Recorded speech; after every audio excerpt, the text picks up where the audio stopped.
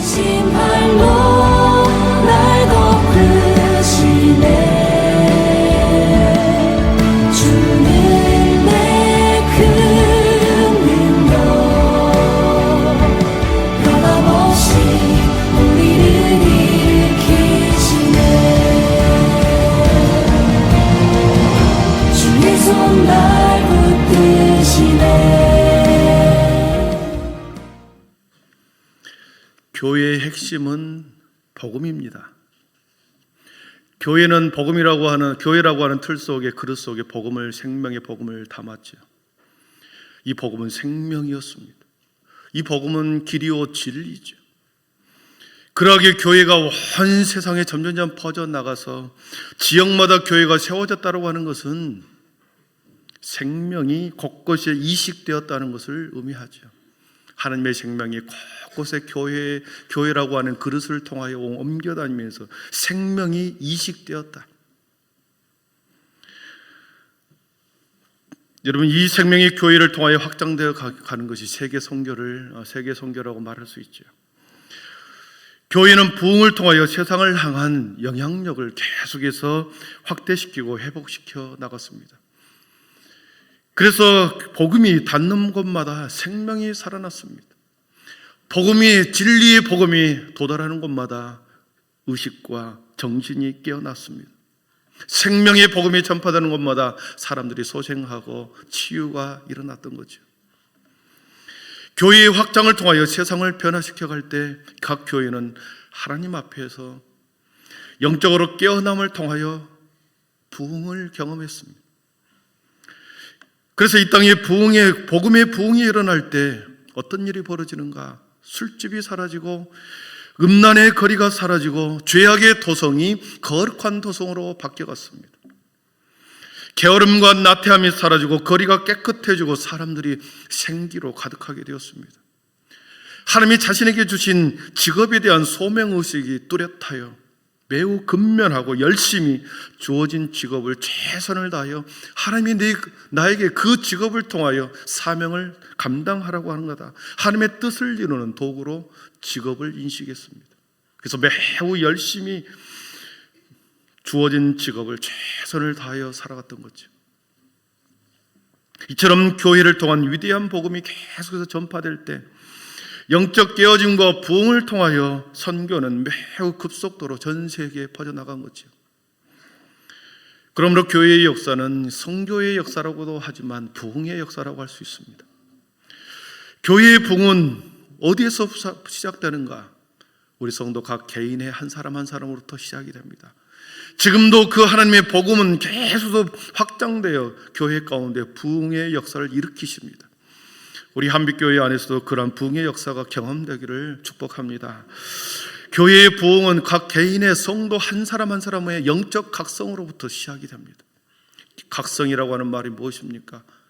정신을 차리다라고 하는 것이 뜻입니다.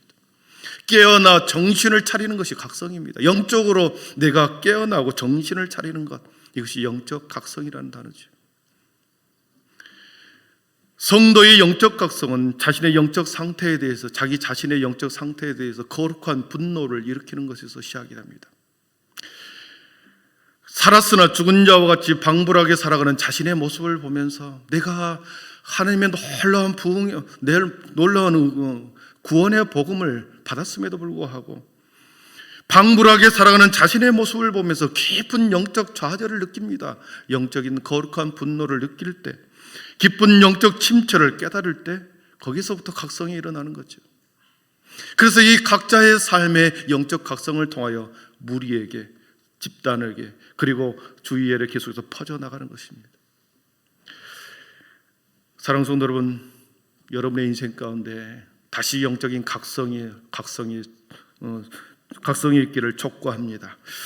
이 영적인 각성은 우리를 다시 한번 깨어나게 합니다. 깨어날 수 있기를 바랍니다. 땅도 생물도 모든 자연이 깨어나는데 우리의 영혼도 깨어나기를 축복합니다. 진리를 통한 하나님과의 만남은 하나님의 거룩한 성품에 대해서 눈을 뜨게 합니다. 하나님의 거룩한 성품에 눈을 뜨게 하죠.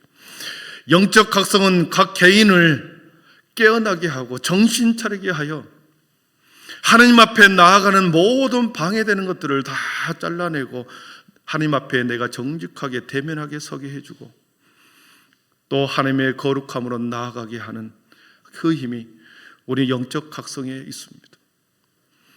그러므로 교회는 영적 각성을 통해서 교회 모든 성도가 거룩한 교회가 될 것이고 성도는 거룩한 성도가 되어 하나님의 영광을 세상과 교회 가운데 여러분의 구현해 내는 것이 저와 여러분의 인생과 우리 교회인 줄 믿습니다. 거룩한 교회가 되고 거룩한 성도가 되어 세상 가운데 하나님의 영광을 드러내는 우리의 교회와 여러분의 삶, 저와 여러분의 삶이 되기를 축복합니다. 그러므로 교회는 여전히 세상의 소망이요 여전히 교회는 희망이 되는 줄 믿습니다. 오늘 본문의 말씀은 에스겔서에서 성전의 회복을 통한 하나님의 영광을 기록하고 있습니다. 하나님께서 가장 원하는 것은 사람이 많이 모으고 건물이 화려한 것이 아니었습니다. 성전이 회복되는 것이고 예배가 회복되는 것이었습니다. 오늘 본문은 그것을 매우 잘 말씀해 주고 있죠. 하나님의 백성들이 뿔뿔이 바벨론 땅에 흩어져 살아가게 됩니다. 그래서 그들은 하나님의 꿈과 부흥과 소망에 대한 모든 것을 잃어버릴 그때에 에스겔 선지자를 통하여 다시 하나님의 꿈과 비전과 희망을 노래하게 하고 다시 각성하게 하였습니다. 포로민으로 살면서 점점 희망을 잃어가고 영적으로 메말라가고 있을 그때 하나님께서는 그리고 자신의 백성들이 정체성을 잃어버립니다. 선민의 백성으로서의 정체성을 잃어버리고 영적인 자존심조차도 다 잃어버리는 그러한 상태에 빠졌습니다. 여러분, 정체성을 잃어버리고 영적인 자존감을 잃어버렸을 때 어떤 일이 벌어집니까? 막 사는 겁니다. 막 살아가는 거죠. 될 대로 되라. 여러분, 성도의 정체성, 목회자의 정체성, 그리고 장로의 정체성, 이 정체성을 잃어버릴 때 우리는 어느 순간에 육신의 정욕을 따라 살아가고 있는 자신의 모습을 발견하게 되죠. 정체성을 잃어버리고 영적인 자존감을 점점점 잃어갈 때 에스겔 선지자를 통하여 다시 그들에게 환상을 보여주면서 하나님의 꿈을 꾸게 합니다. 회복된다. 다시 부흥한다. 다시 영적으로 살아난다. 장차 회복될 하나님의 백성들과 교회에 대한 그 환상을 보여주면서 희망과 소망을 갖게 한지요. 하나님은 지금도 우리 교회와 여러분을 향하여 그러한 소망과 다시 희망을 다시 하나님의 꿈으로 가득하기를 기대하고 있는 줄 믿습니다. 하나님의 관심은 흩어진 자신의 백성들을 먼저 모으는 것이었습니다. 약속의 땅으로 먼저 다시 들여보내는 것이었습니다. 그리고 그곳에 하나님의 생명으로 가득한, 생기로 가득한 하나님의 백성들이 많은 하나님의 때로, 사람의 때로 가득 채우는 것이었고, 그리고 그들을 다윗의 언약대로 하나의 다윗 왕권을, 통일된 다윗 왕권을 다시 회복하는 것이었습니다. 그리고 그 통일된 다윗 왕권을 통하여 마침내 하나님께서 회복하고자 하는 것은 바로 성전의 회복이었고 예배의 회복이었고 곧 제사의 회복이었습니다. 그래서 하나님께서는 40장에 와서 에스겔을 다시 환상 중에 마치 비행기를 태워서 이렇게 자신의 고국 땅으로 데려가는 그런 말씀이 나옵니다. 40장 2절, 3절, 4절 한번 읽어보겠습니다. 한번 같이 읽어봅니다. 하나님의 이상 중에 나를 데리고 이스라엘 땅에 이르러 나를 매우 높은 산 위에 내려놓으시는데 거기에서 나무를 향하여 성읍 형상 같은 것이 있더라.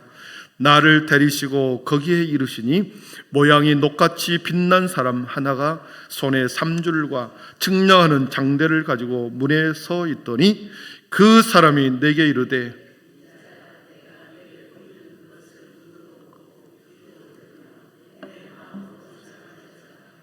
내가 이것을 내게 보이려고 이리로 데리고 왔나니 너는 본 것을 다 이스라엘 족속에게 전할지어다 하더라. 아멘.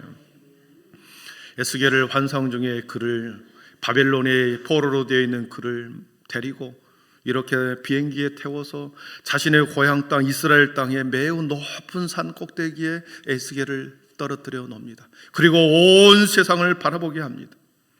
거기 한 사람이 녹같이 빛난 한 사람의 손에 3개의 줄과 긴 장대로 측량하는 장대를 들고 있는 그 사람을 보게 되죠. 그래서 너 에스겔 너가 보는 대로, 내가 듣는 대로, 내가 보여준 대로 이것을 다 기억하고 있다가 이스라엘 백성들에게 다 전할지어다. 치수를 재는 줄과 장대를 가지고 에스겔은 그것을 자신에게 주는 것을 가지고 그 측량하는 줄과 그 장대, 그 막대기를 가지고 그 자를 가지고 하나님이 보여준 성전을 재기 시작합니다. 그래서 40장부터 41장, 42장까지 계속 하나님께서 보여준 성전을 측량하기 시작합니다. 동서남북의 문을 측량하고 성소와 지성소와 골방을 측량하고 그리고 성전의 전체적인 넓이를 재고 그리고 제사장이 머무는 방을 또 재기 시작합니다. 그리고 마지막에 성전의 담, 성전의 사면의 담을 측량하는 것으로 42장에 끝납니다. 우리 42장 마지막 절 한번 읽어보겠습니다. 42장 마지막 절 한번 같이 읽어봅니다. 그가 이같이 그 사방을 측량하니 그 사방 담 안 마당의 길이가 500척이며 너비가 500척이라 그 담은 거룩한 것과 속된 것을 구별하는 것이더라. 아멘. 이렇게 측량을 다 하게 한 후에 43장 오늘 본문이 시작됩니다. 성전의 담을 경계로 삼아서 그 안에는 그 바깥에는 거룩함과 거짓된 것, 거룩함과 속된 것을 구별하는 담을 만들어 놓습니다. 사랑하는 성도 여러분, 성전이 이스라엘 백성의 한가운데 있지만 성전 안에는 거룩하고 성전 밖은 속된 것으로 담을 경계로 삼아서 성전을 온전히 보존해 주었습니다. 성전은 거룩한 곳이기 때문에 이렇게 속된 것과 거룩한 것을 담으로 구별해 두었다는 것이죠. 여러분, 성전이 다 지어졌다고 해서 그것이 성전이 되는 것이 아닙니다. 건물이 지어졌다고 해서 건물이 성전이 되는 것이 결코 아니죠. 성전이 되기 위해서는 오늘 본문의 말씀처럼 하나님의 영광이 성전 안에 들어오는 것입니다. 그래서 1절과 2절 한번 같이 읽어봅니다. 1절과 2절입니다. 그 후에 그가 나를 데리고 문에 이르니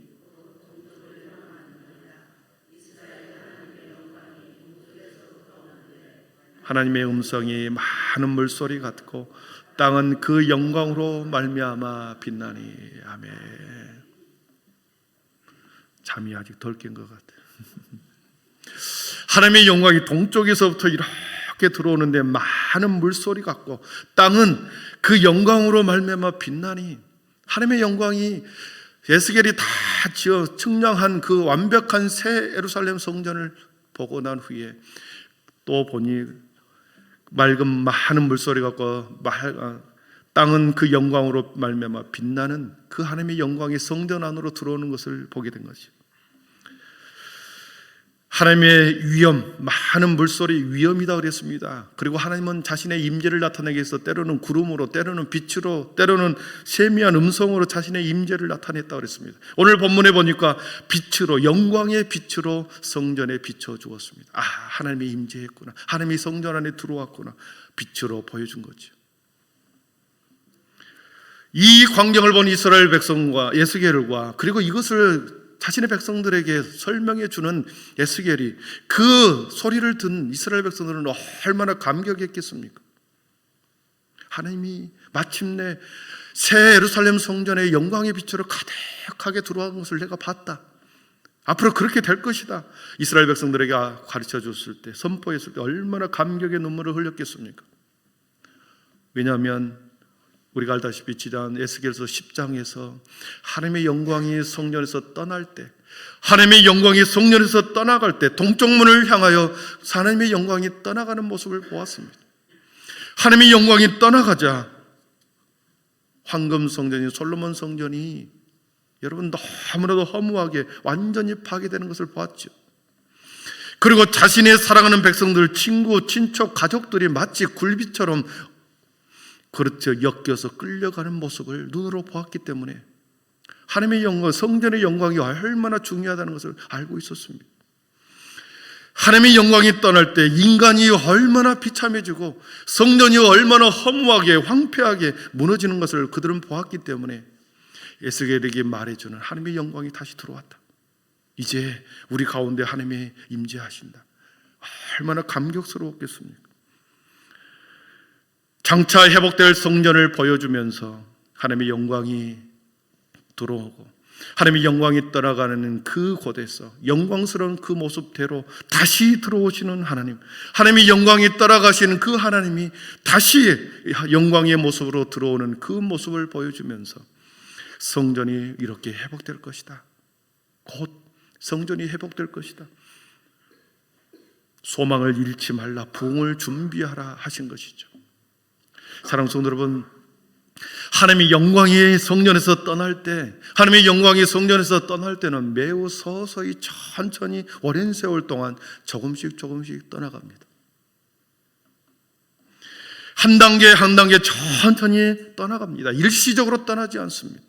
조금씩 망해갑니다. 한꺼번에 망하지 않고 조금씩 타락해 갑니다. 사람이 부패할 때도 그렇습니다. 하나님의 사람이, 하나님의 거룩한 성도가 타락해 갈 때도 조금씩 타락해 가지 하루아침에 타락하지 않습니다. 마치 바늘 도둑이 소도둑 되는 것처럼 서서히 물들어서 서서히 망해가는 것입니다. 여러분, 유럽의 교회를 보십시오. 서서히 망해가다가 지금 많은 교회들이 문을 닫아버렸습니다. 오랜 시간 동안 조금씩 신압으로 알게 모르게 문을 닫고 그렇게 하나님의 영광이 떠나갔습니다. 사랑스러운 성도 여러분, 두려운 말입니다. 우리의 신앙생활도 그렇습니다. 열심을 내고 즐겁게 헌신한 성도가 하루아침에 교회를 뚝 끊고 나오지 않습니다. 나오지 않는 것이 아닙니다.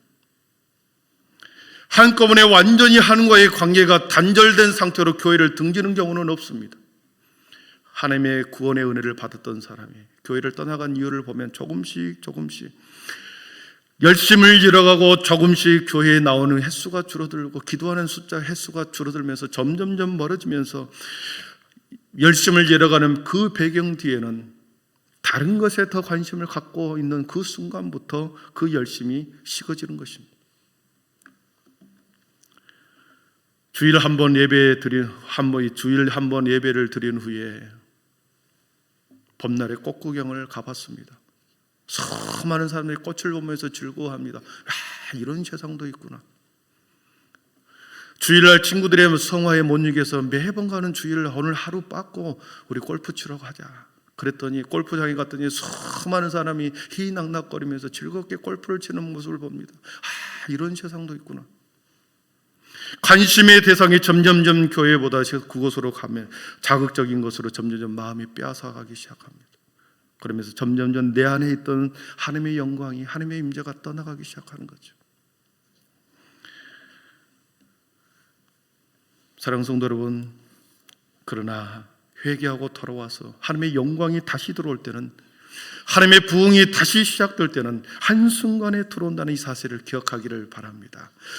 떠나갔던 하나님의 영광이 다시 회개할 때 어느 순간에 호련히 임한다는, 부흥은 호련히 임하는 것입니다.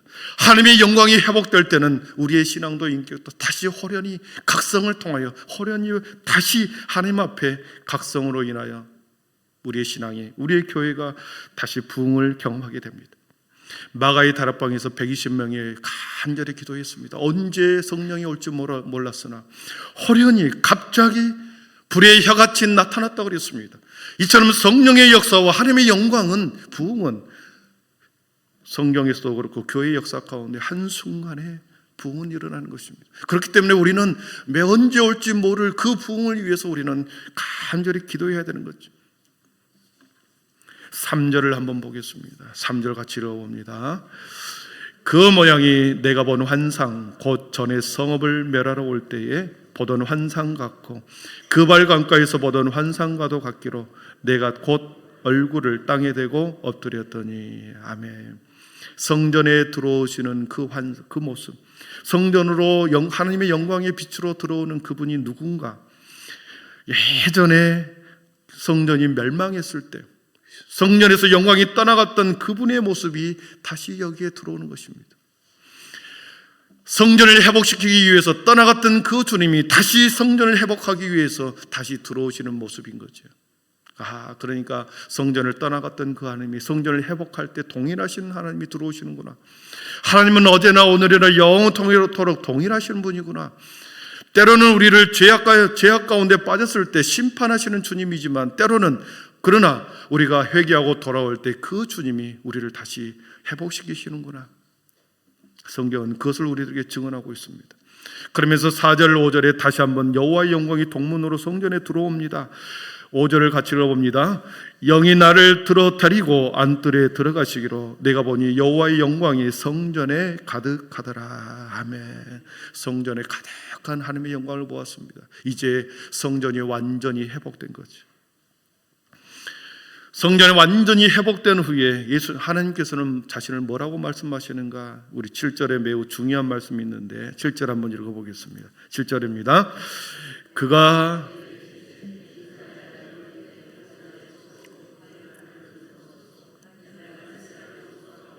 영원히 있을 곳이라. 이스라엘 족속 곧 그들과 그들의 왕들이 음행하며 그 죽은 왕들의 시체로 다시는 내 거룩한 이름을 더럽히지 아니하리라. 아멘. 하나님의 영광으로 가득한 하나님의 성전, 회복된 성전에서 하나님께서는 자신을 이렇게 말합니다. 내 보좌의 처소다. 내 발을 두는 처소다. 그리고 내가 이스라엘 족속 가운데 영원히 거할 곳이다. 그렇게 성전을 표현합니다. 내 보좌의 처소. 보좌가 뭡니까? 여러분, 보좌가 뭐죠? 임금의 자리입니다. 왕이 앉아있는 의자가 보좌입니다. 내 보좌의 처소, 왕이 앉아있는 처소, 그 의자가 있는 곳, 내 발을 두는 처소. 성전 속에 하나님의 특별한 임재가 있다는 것을 알 수 있습니다. 보십시오. 하나님은 어디에나 계십니다. 하나님은 무소부재하십니다. 안 계신 것이 없이, 존재하지 않는 것이 없이 세상의 모든 곳에 편만하게 하나님이 계십니다. 그러므로 하나님의 존재는 어느 한 건물 안에 갇히시는 분이 결코 아니라는지요. 그런데 하나님께서는 성전 안에 갇히시겠다는 것입니다. 성전 안에 자신이 내 보좌의 처소를 성전 안에 두시겠다. 내 발의 처소를 성전 안에 두겠다. 모든 것에 편만하시는 그 하나님이 특별히 성전이라고 하는 그곳에 내가 앉아있겠다, 갇히겠다라고 하는 것입니다. 여러분, 무엇을 의미하겠습니까?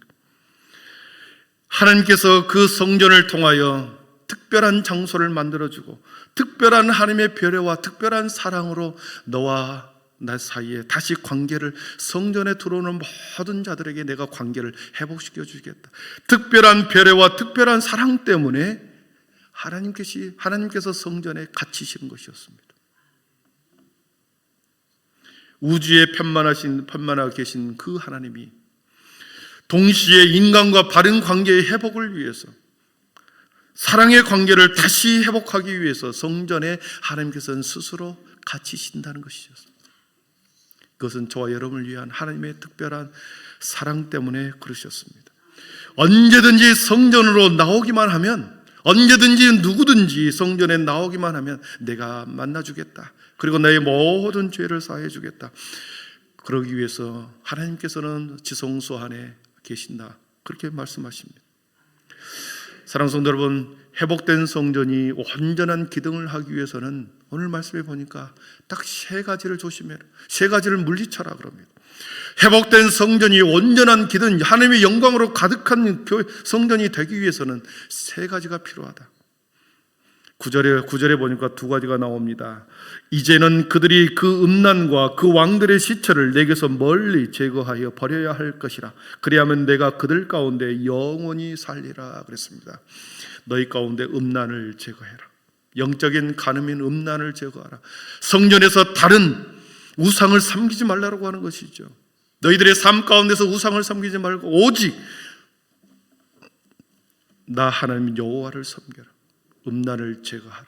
왕들의 시체를 내게서 멀리하라, 제거해라 라고 하는 것은 사람을 의지하지 말라는 것입니다. 평소에 왕으로 모셨던 신하들이 아첨하기 위해서 왕이 죽자 왕의 시체를 성전 앞에, 때로는 성전 안에, 이렇게 성전 안에 두는 경우가 있었습니다. 그래서 사람들로부터 성전에 들어올 때 하나님을 바라보게 해야 하는데 무덤에 있는 왕에게 시선을 빼앗기게 만들어 버렸습니다. 사람을 의지하지 말라고 하는 말씀입니다. 성전에서는 결코 그 누구도 사람을 의지하지 말아라. 음란을 제거하고, 그리고 왕들의 시체, 사람을 의지하지 말라는 말씀입니다. 그리고 한 가지 더, 율법을 지켜 순종하라 말씀하십니다. 우리 11절 끝에 보시면 그들로 그 모든 법도와 그 모든 규례를 지켜 행하게 하라 그랬습니다. 온전히 하나님의 영광으로 가득한 성전이 되기 위해서는, 그 성전이, 온전한 하나님의 성전이 그 기능을 다 하기 위해서는 어떻게 해야 되는가? 율법을 지켜 순종하라 그랬습니다. 하나님과 동행하고 함께함, 하나님과 동행하기 위해서는, 하나님과 함께 있기 위해, 하나님과의 관계를 온전히 함께 하기 위해서는 모든 규례를 지켜 행하게 하라, 율법을 지켜 순종하라고 하는 것이었습니다. 말씀을 따라 살아가는 것, 그것이 곧 성전에 계신 하나님과 함께 동행하는 삶이다 말씀하십니다. 사랑하는 성도 여러분, 회복된 성전 안에, 교회 안에서 음란을 제거하고 사람을 의지하지 말고 말씀 따라 살아갈 때 그 여러분의 삶과 그 교회는 하나님의 영광이 계속해서 머문다, 이렇게 말씀하고 계신 줄 믿습니다. 말씀을 정리합니다. 하나님께서 에스겔에게 보여주는 완벽하게 회복된 성전, 완벽하게 회복된 그 성전의 모습은 하나님의 영광으로 가득 차 있는 것이었습니다. 그 회복된 성전이, 하나님의 영광으로 가득한 성전이 온전한 기능을 하기 위해서는 음란을 버려라, 어떤 형태로든지 우상을 숭배하지 말아라, 그리고 사람을 의지하지 말아라, 그리고 하나님의 말씀대로 준행하며 살아라 말씀하십니다. 저와 우리 모두에게 주시는 하나님의 말씀인 줄 믿습니다. 올 한 해 동안 우리 교회가, 여러분의 인생과 우리 가정과 교회가 수년 내에 부흥을 준비하고 있습니다. 하나님께서는 에스겔을 통하여 자신의 백성들에게 앞으로 장차 회복된 교회, 회복된 부흥을 준비하라 말씀하신 것처럼 저와 우리 모두에게 여러분의 인생이 다시 회복되기를, 우리 교회가 다시 부흥의 놀라운 은혜를 경험하도록 우리들에게 촉구하고 또 우리들에게 말씀하고 있는 줄 믿습니다. 우리의 인생의 최고의 목표는 새 예루살렘 성전으로 들어가는 것입니다. 새 예루살렘 성전으로 들어가는 것이 우리 인생의 최고의 목표입니다. 그 일을 위해서 여러분 시들지 아니하고 쇠하지 아니하고 희미해지지 않는 우리의 믿음 되기를 축원합니다. 기도하겠습니다.